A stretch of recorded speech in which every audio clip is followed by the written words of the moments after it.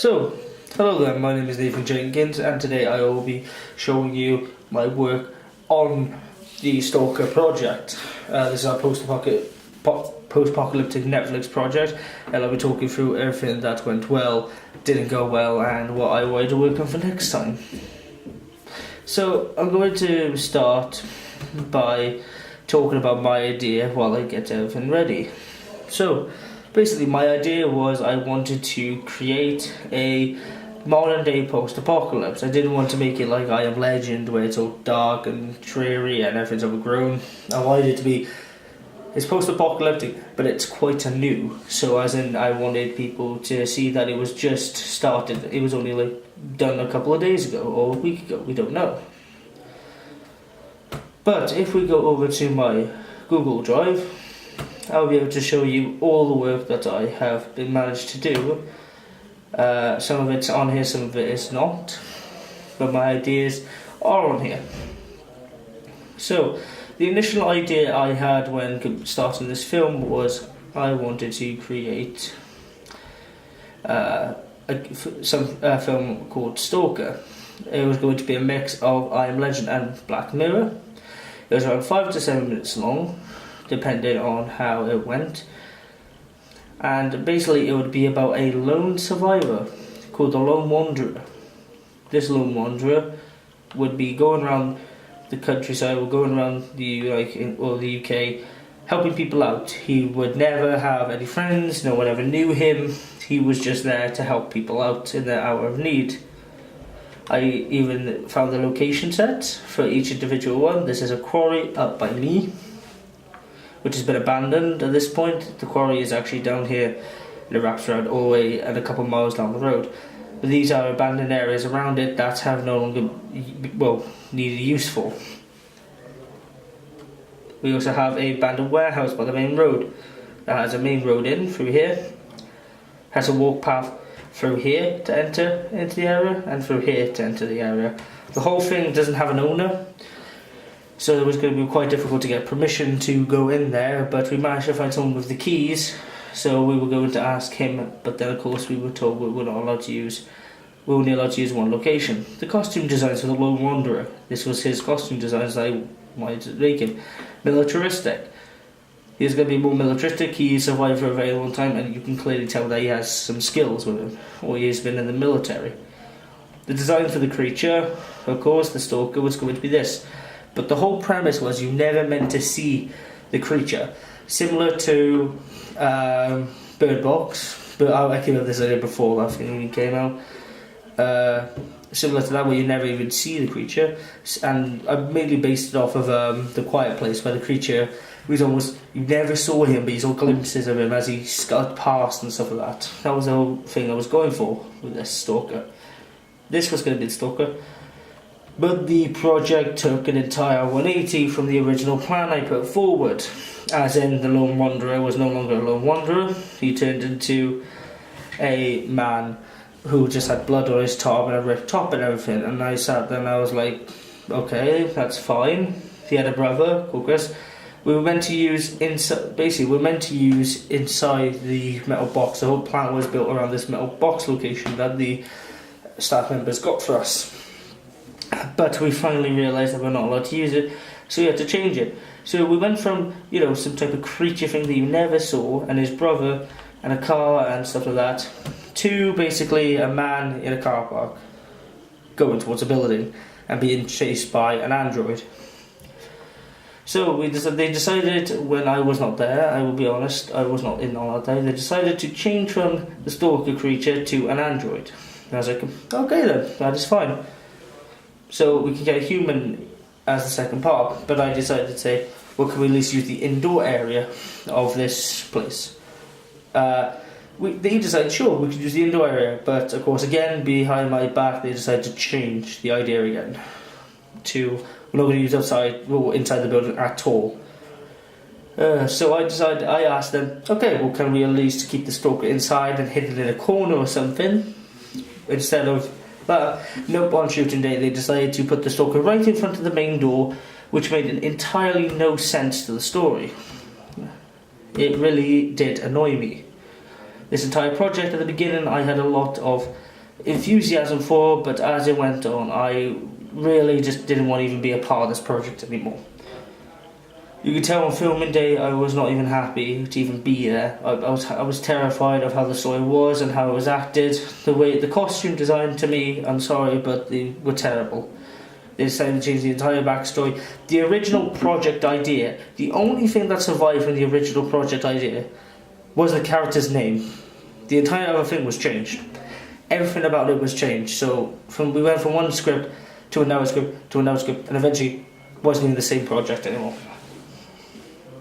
But basically, I wanted him to be wearing military grade gear, or just some type of better armament. Someone who is clearly known about survival, not ripped and covered in blood for no good reason. Like, there was no reason why he was covered in blood. It could, of course, be a backstory thing. But to me, who knows the story, there was no point. Why was he covered in blood? There was no reason for it. Even the backstory had no reason why he was covered in blood and walking around with blood all over him. How did the paperwork go? Smoothly, at best. It was kind of just on and on about different type of subjects and everything. I was the one who did the lighting plan and a bunch of other plans for this script. I was the one who did the thumbnail. I will show them in a minute. The lighting document is right here. We would use natural lighting for the area, as it was an outside project. This was the car park we were going to use. So as you can see, we could use this building right here, this building here. This entire area here was going to be blocked off, so no cars from here could enter into here, which didn't stop people just walking up here, walking around here. Even the people inside had been all walking outside and just didn't care. It was really incredibly annoying. I didn't realise how many people were in the background until I started going through the clips. So if we move over to the way I wanted it, you can clearly see what design I was going for when I went for how my actual, the background wanted. This is what I wanted the background to look like. Well, this was the Netflix or thumbnail. When you click on it, you'll see this when it decides to load. Go on, you can do it. There we go. This is what I wanted to go for. It sort of just destroyed a city, town that has been bombed out of existence, and the whole country is devolved into anarchy and chaos with mutated creatures that weren't even meant to be alive. So if I go to the original story, I'll go through it bit by bit about what it was about. It was about we'll go through the entire thing. So from the script alone, it was a dark blue sky, a short empty field. I wanted him to, as you see, the ground was broken and everything from the quarry area I wanted to use. Using that area, I wanted him to be shown he was the wanderer. I wanted him to find two men on top of a camp. He said, I wanted the wanderer to set up a camp and leave. Two men come along and start investigating the camp, and then we see two men drop to the floor, and the lone wanderer, across the area in some bushes with a gun. As you can clearly tell, that would tell that he is quite trained and he set a trap for them. He knew he was being followed. Then I want him to basically take the men's gear, and then he'll be walking on the old railway line which is next to us, which we can use because it hasn't been used in almost 10 years. It is absolutely destroyed. Not even a train can go up it anymore. But we can use that as a walk path. I'll allow them to walk down there. He'll walk down there to the road, and we'll eventually get to the warehouse, where you would eventually run into the Stalker, a creature that you would never see or hear. Well, you would hear it, you would hear bushes rustling, a bit, scuttering across the floor. And when he realises what he has done, I want him to be sweating and running away. So for the whole story, you see this man who is clearly built. He is not afraid of anything, and then he is terrified by this creature that you can't even see. So this would show that this creature is dangerous and he knows what he's going up against. He runs outside. When he runs outside, the creature will be sort of not say burnt. I was going to try and get a prosthetic leg or something, or try and make something where you'd see him put his hand out or something like that, and it would burn, and he'll run away back inside, realising that sun is, its weakness. and then you'd see the Lone Wanderer leave the area, and that would be the story. But then we decided to change it to the two men idea, the two brothers. So they went off. One brother is actually wandering around as they're having a nice conversation and stuff about how their mum used to cook them all this stuff and everything, and then out of nowhere you would just see an over shoulder shot of him getting snagged into a corner. And that is it. That is all you hear. Just him getting, and that's it. And then we realise that the main character realises what he's going up against and runs for his life. And the same thing happens, the creature gets burned when he goes outside. Then, of course, they changed the mandroid, which was not burnt when it went outside. It decided to stand in front of a door like a moron, I'm sorry, but it did, and it was not a part of the plan. We didn't want it to stand in front of the door. It was a terrible idea to have it stand in front of the door like it was expecting a visitor any second.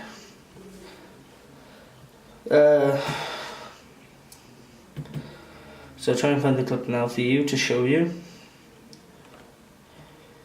about when the stalker just stood in front of the door. Here it is. Now let me quickly just lower the volume. Here we go. Now this is what I didn't like. The fact that he just stood right there and not hidden away. It was meant to be in storage. As it was left there, destroyed, broken, and that was it. It was left in a corner somewhere where nothing was ever meant to find it. And it woke up when the main character, Chris, entered the building and tripped off the alarm.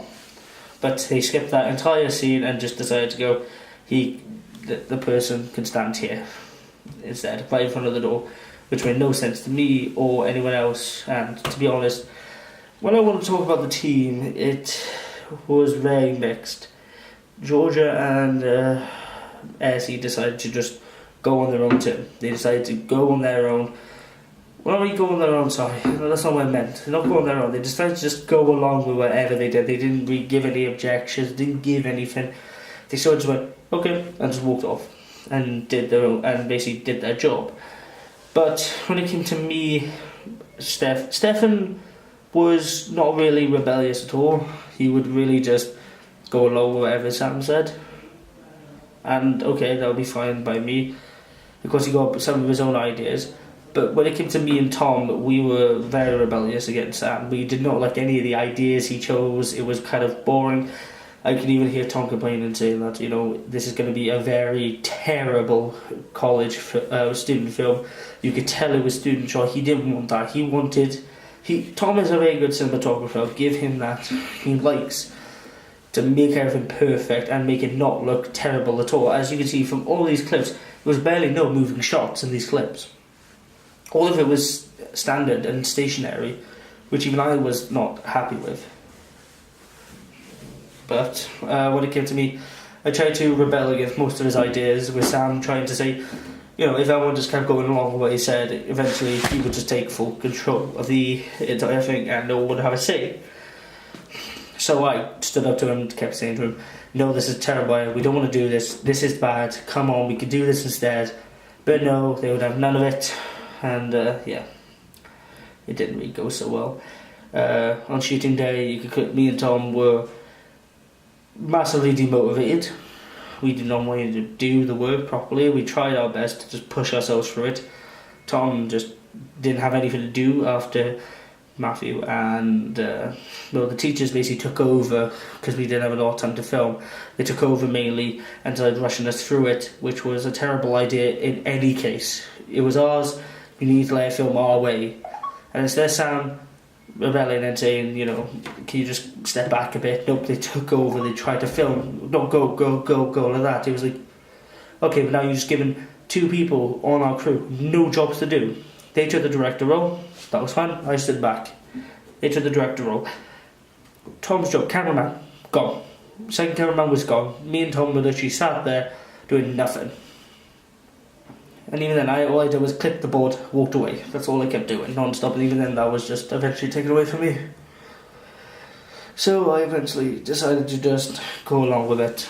And I believe this film could have been a lot better if we had given more time to film it. the metal box situation where we had an area to film and the teachers basically, I'm sorry to put them under the bus at this point, but they should have had a secondary plan. They said, okay, we're going to use the mailbox, we're going to get it, we're going to get it, and then they didn't get it. It was like, oh, well, we film in car park. What? You film in car park? Come on, you got modern buildings, you got a college. The amount of stress that came because of people walking past and the fact that we needed to get the perfect shot to get even the college out of view was horrible. And the college didn't have much to say it was post-apocalyptic. We tried our best, but come on, some of them are modern buildings. Train was going past every 5-10 minutes because of the railway line. Oh, it was absolutely terrible. I didn't really want to do anything anymore with the film. When it comes to my editing and everything else, my introduction was done quite well. I believe it's very short, simple. I did not really want to have a very long one. I wanted it just to be, Netflix, big hand production, presents, Stalker, done. Okay, that is it. Credits at the end. After all that, the project at the moment, to me, has gone terrible. It is one of the worst projects I believe I've ever worked on in college. It was an experiment by the teachers that did not go to plan, and even ourselves. We had a 6-person group. We had 4 hours to film. We even had extra hours overtime, so we had 6 hours to film entirely. Still wasn't enough to go the shots we needed because I had to go home halfway through the day. Because of course I have my own life to go on with. This would have been a lot easier if they would have just got more locations and if people would step back. All in all, the project was terrible. The paperwork has gone okay at best. I've tried my best to do most of it, but I don't even want my name to be on this. It is that terrible. This is my vlog about how it all went. Thank you very much and goodbye.